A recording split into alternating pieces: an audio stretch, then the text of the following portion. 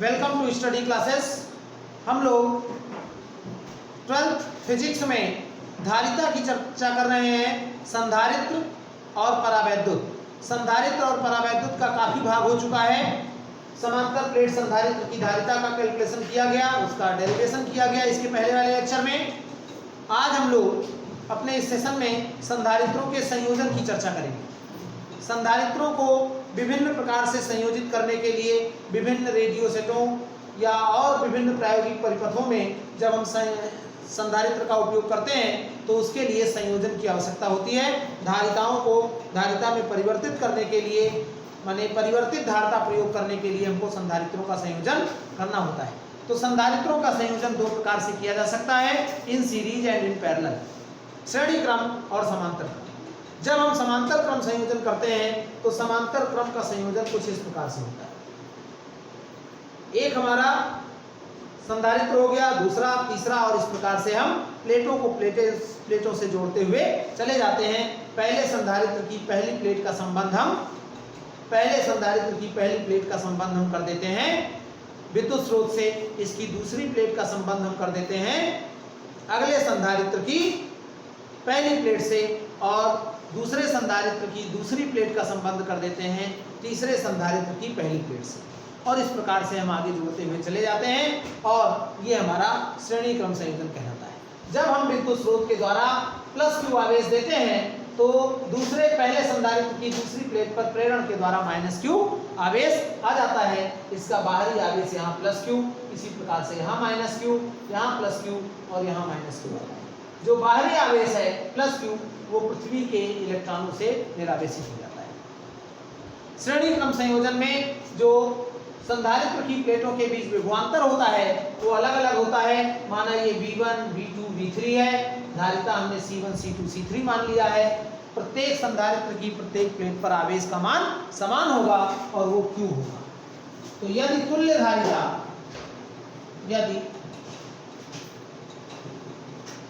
धारिता C हो तो C बराबर Q बराबर CV होता है।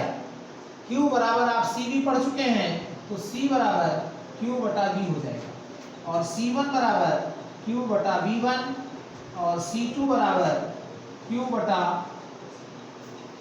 V2, C3 बराबर Q बटा V3। यहाँ से अगर हम V का मान निकालें तो Q बाई C आएगा। यहाँ से V1 निकालें तो Q बाई C1, यहाँ से V2 बराबर Q बाई C2 और यहाँ से V3 बराबर Q बटा C। इस प्रकार से हमारे पास V1, V2, V3 के मान प्राप्त हो जाते हैं। चूंकि जो विभवांतर स्रोत के द्वारा देते हैं अगर वो V है तो V का मान V1 plus V2 plus V3 के बराबर होगा, यानी Q बाई C बराबर Q by C1, Q by C2 plus Q by C3। Q common लेकर काट दें तो 1 बटा C बराबर 1 बटा C1 प्लस 1 बटा C2 प्लस 1 बटा C2। इस प्रकार से हम श्रेणी क्रम संयोजन में संधारित्र की तुल्य धारिता ज्ञात कर सकते हैं। श्रेणी क्रम संयोजन में जुड़े हुए संधारित्रों की तुल्य धारिता का व्युत्क्रम उनके अलग अलग धारिताओं के व्युत्क्रम के योग के बराबर होता है, यानी 1/C बराबर 1/C1 धन 1/C2 धन 1/C3 एंड सो।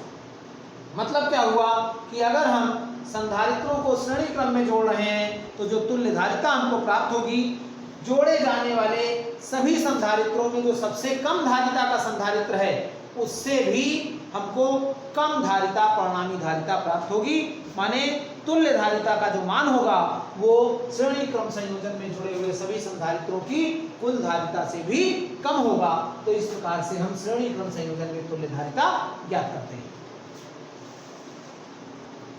अब अगर इसी क्रम में इन पैरेलल देखा जाए, यानी समांतर क्रम में तुल्य धारिता देखी जाए, तो जो समांतर क्रम है वो कैसे होता है? सभी संधारित्रों की पहली प्लेटों को एक बिंदु पर और सभी संधारित्रों की दूसरी प्लेटों को दूसरे बिंदु पर जोड़ दिया जाता है।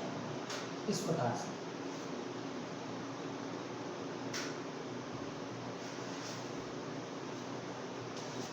प्रकार से हम इसको जोड़ देते हैं, और यहाँ जो ये पहला बिंदु है इससे हम एक विद्युत स्रोत को जोड़ देते हैं और जो दूसरा बिंदु है इसको हम पृथ्वी से कनेक्ट करते हैं। ये C1, ये C2, ये C2।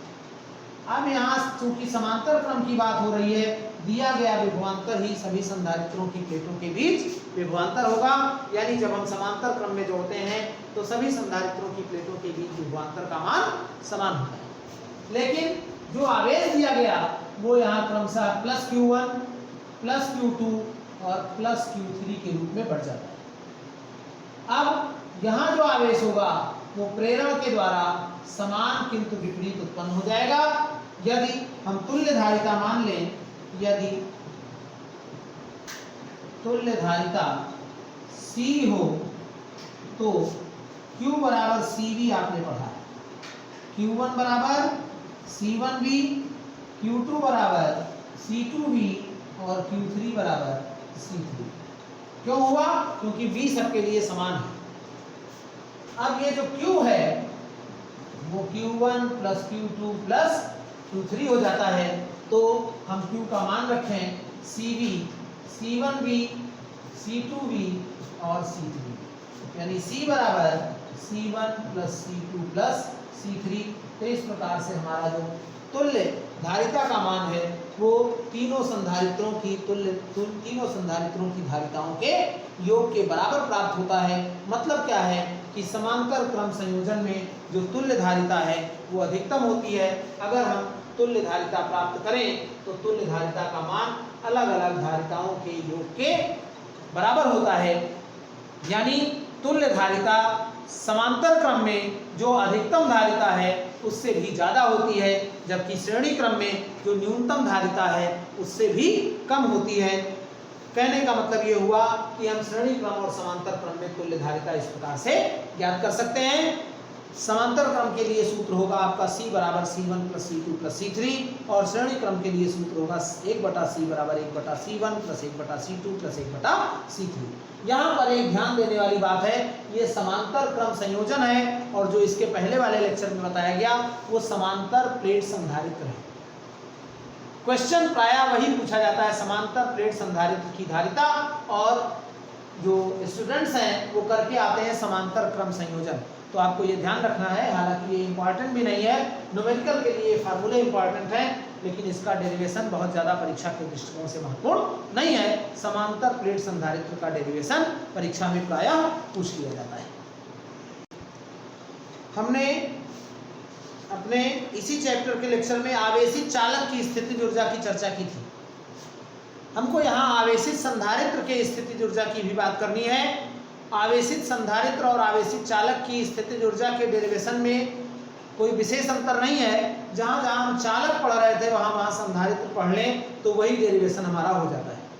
यानी जब संधारित्र निरावेशित है तो हम उसको आवेश का प्रारंभिक मान देते हैं तो कोई कार्य नहीं करना पड़ता है, लेकिन जब उस आवेश को थोड़े थोड़े टुकड़ों में बांटकर हम देते हैं तो Q आवेश देने में अगर उसका विभव V हो जाता है तो हमारा औसत विभव 0 धन V/2 हो जाएगा, माने औसत विभव V/2 हो जाएगा। और उस Q को यानी आवेश और औसत विभव को जब हम गुणा कर देते हैं तो हमारा किया गया कार्य प्राप्त हो जाता है, और यही कार्य ही आवेशित संधारित्र की ऊर्जा कहलाता है। और इस प्रकार से जो U का मान है वो 1/2 QV प्राप्त हो जाएगा। आप इसका डेरिवेशन पढ़ चुके हैं, 1/2 QV। Q बराबर CV होता है तो 1/2 CV² हो गया, V बराबर Q/C होता है तो Q²/2C हो जाएगा। ये तीनों सूत्र आप आवेशित चालक के संदर्भ में पढ़ चुके हैं और यही आवेशित संधारित्र की ऊर्जा के लिए भी प्रयुक्त किए जाते हैं। तो इन सूत्रों का प्रयोग हम कर सकते हैं। डेरिवेशन भी आप उसी प्रकार से कर सकते हैं जैसे कि आवेशित चालक की ऊर्जा का किया गया था। अब हम बात करते हैं आवेशित समांतर प्लेट संधारित्र की प्लेटों के बीच वैद्युत क्षेत्र में ऊर्जा घनत्व।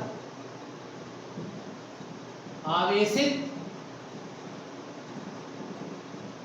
समांतर प्लेट संधारित्र की प्लेटों के बीच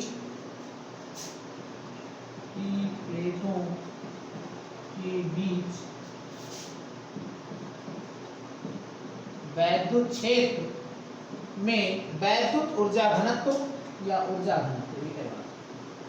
तो ये बात हम करते हैं कि वैद्युत ऊर्जा घनत्व या ऊर्जा घनत्व कैसे होगा। आवेशित समांतर प्लेट संधारित्र, अगर एक समांतर प्लेट संधारित्र है जिसकी प्लेटों का क्षेत्रफल कैपिटल ए है और प्लेटों के बीच की दूरी स्मॉल डी है, तो जो समांतर प्लेट संधारित्र की धारिता होगी वो C बराबर, समांतर प्लेट संधारित्र की धारिता C बराबर Ka एप्सिलॉन 0 बटा डी, अगर ये वायु संधारित्र नहीं है तो। और अगर वायु संधारित्र है तो K नहीं होगा, A एप्सिलॉन 0 बटा डी हो जाता है। अब यहाँ अगर हम ऊर्जा की बात करें, संचित ऊर्जा, वैद्युत क्षेत्र में संचित ऊर्जा, संचित ऊर्जा कौन से वैद्युत क्षेत्र में, प्लेटों के बीच जो वैद्युत क्षेत्र है, प्लेटों के बीच वैद्युत क्षेत्र में संचित ऊर्जा U बराबर होता है हाफ CV स्क्वायर, तो हाफ C माने A एप्सिलॉन 0 बटा डी और V बराबर होता है E इंटू डी, आप पढ़ चुके हैं, तो ये हो जाएगा E square into D square. अब D की एक घात कट जाती है, epsilon 0 E square A D. A क्या है, प्लेटों का क्षेत्रफल, और डी क्या है, प्लेटों के बीच की दूरी, समांतर प्लेट संधारित्र के प्लेटों के बीच की दूरी। तो A इंटू डी को ही हम जो प्लेटें हैं उनका आयतन कह सकते हैं, यानी प्लेटों का जो प्लेटों के बीच का क्षेत्र है उसका आयतन A into D metre cube होगा। तो ये हमारा कुल ऊर्जा हुई, इसलिए एकांक आयतन में संचित ऊर्जा,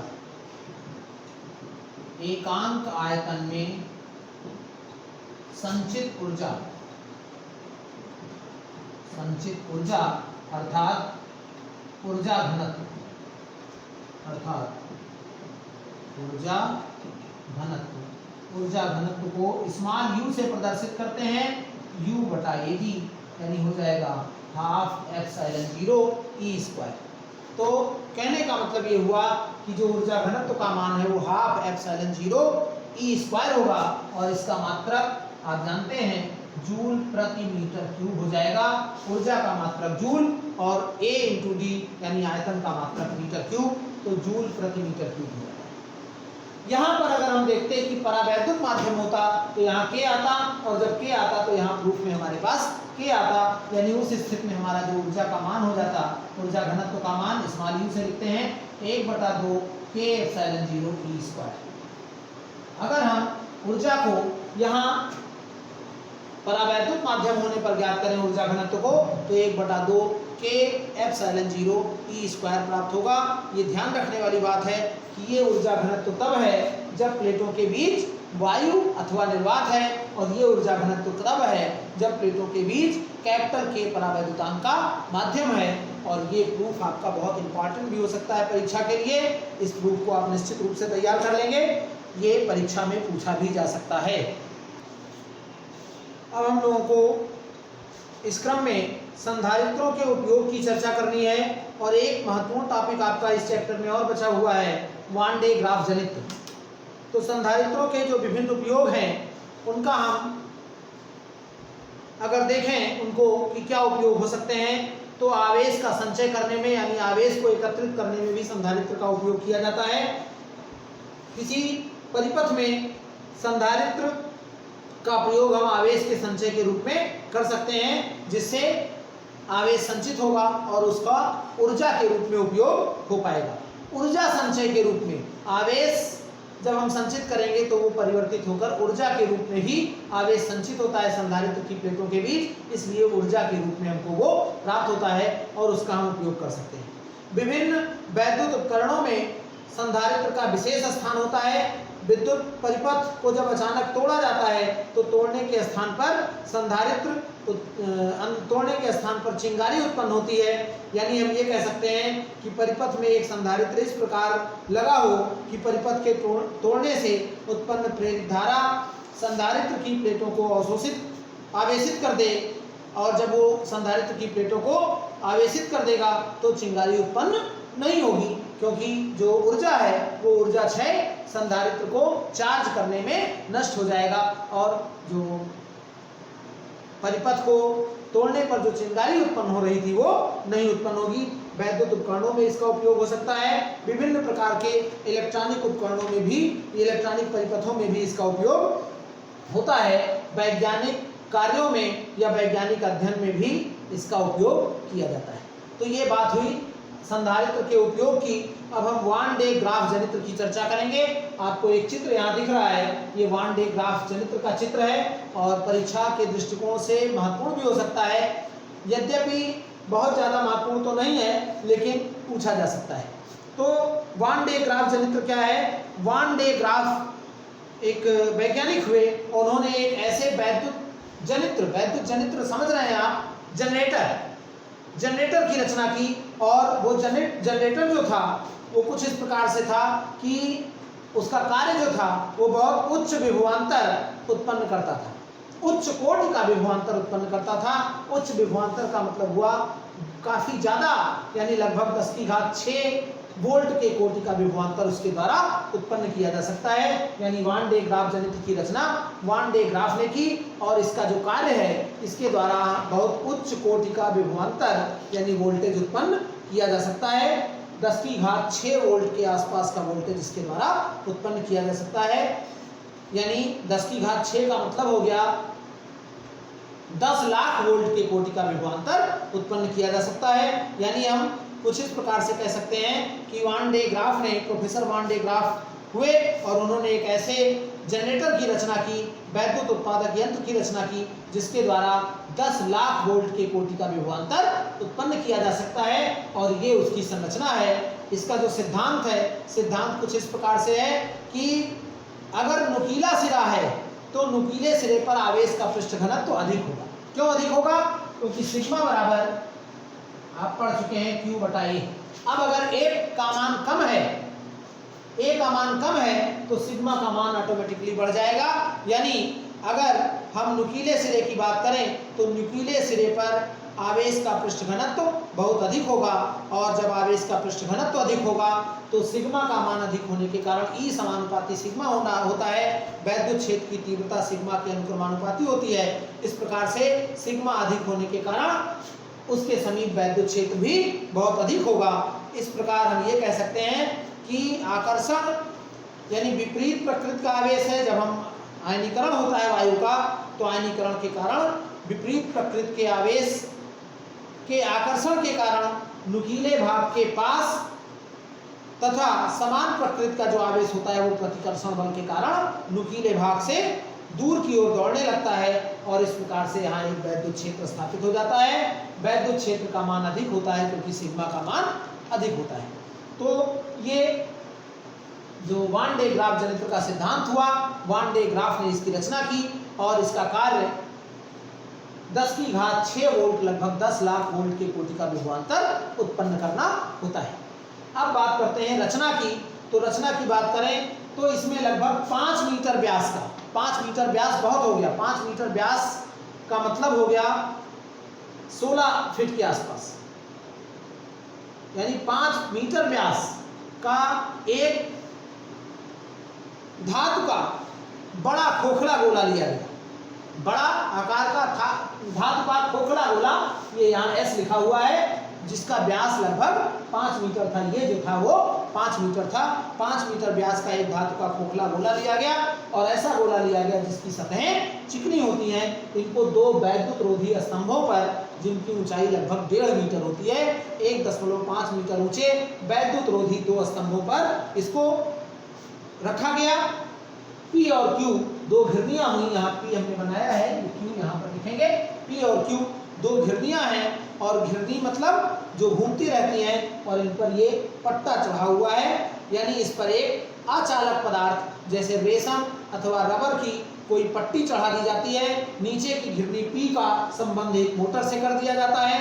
जब मोटर को घुमाया जाता है तो घिरनी P घूमने लगती है और इस प्रकार से यहाँ पर 2 धातु की कंघियां लगी होती है। कम करते हैं ना कंघी, तो A और D 2 धातु की कंघियां होती हैं, जिसमें से जो A है इसको हम फुहार कंघी कहते हैं और जो फुहार कंघी माने स्प्रे कंघी, और जो D है उसको कलेक्शन कंघी यानी संग्राहक कंघी कहते हैं। तो ए और डी दो कंघियां होती हैं और ए को एक वैद्युत रोधी मशीन, यहाँ पर आप एम लिख सकते हैं, वैद्युत रोधी मशीन एम के द्वारा इसको जोड़ दिया जाता है और यहाँ से इसको 10,000 वोल्ट का विभवांतर दिया जाता है।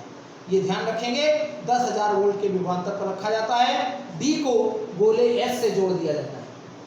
अब क्या होता है, जो गोले के आवेश का क्षरण है उसको रोकने के लिए इस पूरे सिस्टम को एक धातु की टंकी में रखा जाता है जिसमें लगभग 15 वायुमंडलीय दाब 15 एटमॉस्फेरिक प्रेशर 15 × 1.06 × 10⁵5 1.01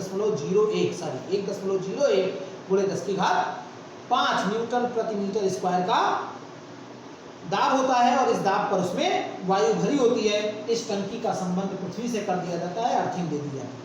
अब कार्य क्या है, ए का नुकीला सिरा है तो ए के नुकीले सिरे पर धन आवेश पृष्ठ घनत्व अधिक होने के कारण, धातु के आयनीकरण के कारण जो धनावेश है वो ए से दूर की ओर चलने लगते हैं और ए से दूर का मतलब ऊपर की ओर, बेल्ट के भाग पर धनावेश आ जाता है और ये ऊपर की ओर जाने लगते हैं। ऊपर की ओर जाने पर जो संग्राहक कंघी डी है, जब धनावेश वाला भाग डी के समीप पहुंचता है तो कंघी यानी डी के पास जब ये पहुंचता है तो प्रेरण के द्वारा डी के सिरे पर ऋण आवेश उत्पन्न हो जाता है। वैद्युत चुंबकीय प्रेरण की घटना होती है और यहाँ पर ऋण आवेश उत्पन्न हो जाता है और इस कारण से जो गोले का बाहरी सिरा है इस पर धन आवेश प्रेरित हो जाता है। यहाँ पर कंघी से यहाँ इस पर धन आवेश पट्टे पर उत्पन्न होता है और इस पट्टे के कारण जब ये धन आवेश यहाँ पहुँचता है तो प्रेरण के द्वारा यहाँ जो कलेक्शन कंभ है, संग्राहक कंघी है, इस पर ऋण आवेश उत्पन्न होता है और फिर यहाँ गोले के बाहरी पृष्ठ पर धन आवेश उत्पन्न हो जाता है और इस प्रकार से ये क्रिया बार बार जारी रहती है और घिरनी घूमकर इस प्रकार से S को आवेशित कर देती है और जब S आवेशित हो जाता है यानी जो आपका ये पृष्ठ है इस पर 10 लाख वोल्ट के कोटि का विभवांतर उत्पन्न हो जाता है। तो इसका जो प्रयोग है उच्च विभव प्राप्त करने के लिए किया जाता है। अब यहाँ बात आती है कि जो आधुनिक वान डे ग्राफ हैं, वान डे ग्राफ जनित्र हैं, उनमें एस के स्थान पर थोड़ा सा सिस्टम को आसान करने के लिए इसका ठीक प्रकार से उपयोग हो, एस के स्थान पर 2 खोखले गोले ले लिए जाते हैं और एक गोले पर धन आवेश और दूसरे गोले पर ऋण आवेश एकत्रित किया जाता है और ऐसा करने पर बहुत उच्च विभवांतर प्राप्त हो जाता है। यहाँ पर जो S लिया गया है, S के स्थान पर 2 गोले ले लिए जाते हैं और 2 गोले होने पर एक गोले पर धन आवेश, एक गोले पर ऋण आवेश कलेक्ट कर लेते हैं और जब ऋण आवेश और धन आवेश कलेक्ट होते हैं तो बहुत उच्च कोटि का विभवांतर उत्पन्न हो जाता है और उसका उपयोग हम अपने जिस कार्य के लिए हम करना चाहते हैं, उच्च विभवांतर तीव्र एक्स किरणों के उत्पादन में या तमाम जो उपयोग हैं इसके, वहाँ हम इसका उपयोग कर सकते हैं। तो थोड़ा सा सुविधाजनक रहे, क्योंकि आप सोचें कि ये 5 मीटर व्यास का खोखला धातु का गोला होता है और ये 1.5 मीटर का वैद्युत रोधी स्तंभ होता है। तो 1.5 मीटर 150 सेंटीमीटर, तो ऐसी स्थिति में 1.5 मीटर का वैद्युत रोधी स्तंभ और उसके ऊपर 5 मीटर व्यास का एक खोखला धातु का गोला जिसकी बाहरी सतह चिकनी होती है रखा जाएगा तो थोड़ा सा ये जो सिस्टम बनेगा यानी वान डे ग्राफ जनित्र जो बनेगा वो कुछ ऐसा बनेगा कि उसका उपयोग थोड़ा कठिन हो सकता है। तो उस उपयोग को सुविधाजनक बनाने के लिए एस के स्थान पर हम 2 गोले ले लेते हैं, अपेक्षाकृत छोटे होते हैं और खोखले होते हैं। यहाँ इस पर धन आवेश है, वहाँ दोनों गोलों पर क्रमशः एक पर धन आवेश और एक पर ऋण आवेश उत्पन्न कर दिया जाता है। अब इसके बाद बात की जाती है उपयोग की। उपयोग क्या है? तमाम प्रकार के उपयोग होते हैं, जो सबसे महत्वपूर्ण उपयोग है वो यही है कि उच्च विभवांतर उत्पन्न करने के लिए इसका उपयोग किया जाता है। जैसा कि नाम से पता चल रहा कि वान डे ग्राफ जनित्र एक ऐसा यंत्र है जिसकी रचना वान डे ग्राफ ने की थी। क्यों की थी? ताकि इससे उच्च कोटि का विभवांतर उत्पन्न किया जाए। और दूसरा जो एक और उपयोग हो सकता है, तीव्र कोटि के एक्स किरणों के उत्पादन में भी इसका उपयोग किया जाता है। एक्स किरणों के उत्पादन में, तीव्र एक्स किरणों के उत्पादन में हम वान डे ग्राफ जनित्र का उपयोग कर सकते हैं। नाभिकीय विघटन के समय आवेशित कणों को उच्च गतिज ऊर्जा प्रदान करना। जब विभवांतर उच्च होगा तो गतिज ऊर्जा भी उच्च होगी। तो उच्च गतिज ऊर्जा देने के लिए, आवेशित कणों को उच्च गतिज ऊर्जा देने के लिए हम इसका प्रयोग कर सकते हैं। नाभिकीय फिजिक्स यानी न्यूक्लियर फिजिक्स में जो कण उत्पन्न होते हैं उनको तीव्र त्वरित करने के लिए भी हम वान डे ग्राफ जनित्र का उपयोग कर सकते हैं। अब एक और महत्वपूर्ण बात है कि वान डे ग्राफ जनित्र के दोष क्या हैं। कभी कभी आपसे सवाल पूछा जाता है कि वान डे ग्राफ जनित्र की रचना, क्रियाविधि और सिद्धांत समझाइए, इनके गुण और दोषों का वर्णन कीजिए। तो उपयोग हमने बता दिया। दोष क्या है? सबसे बड़ा दोष यही है कि इसका आकार इतना बड़ा है कि इसका उपयोग बहुत असुविधाजनक होता है।